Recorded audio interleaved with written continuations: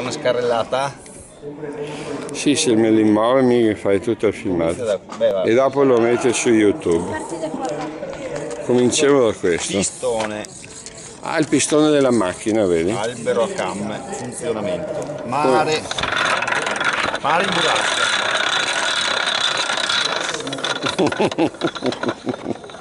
Mare in burrasca.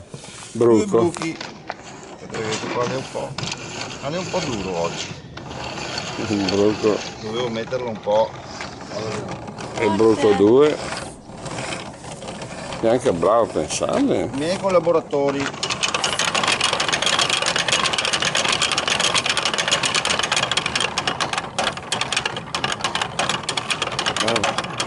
E questo? Un insieme di ingranaggi. Quello ci metto tantissimo tempo a farlo. Sì.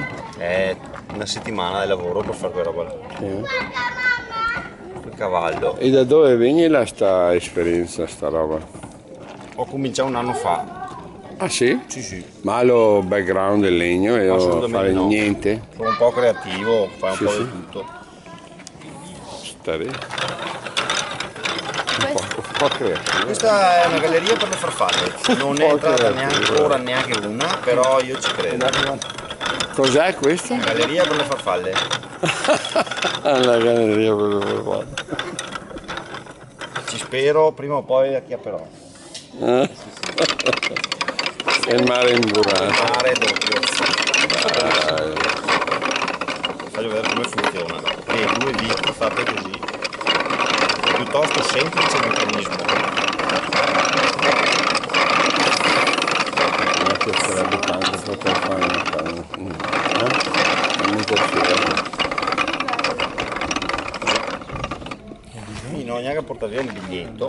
Ecco, difatti mi Sono Mattia domandai. Gardenal, sono da qua da Codogna mi. Io la cogno, Sì. Gardenal. Cimetta. Dei Gardenal di Cimetta. Allora Mario.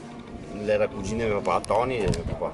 Ah, Tony Gardenal. Cugine solo. Sì, Mario era suo cugino.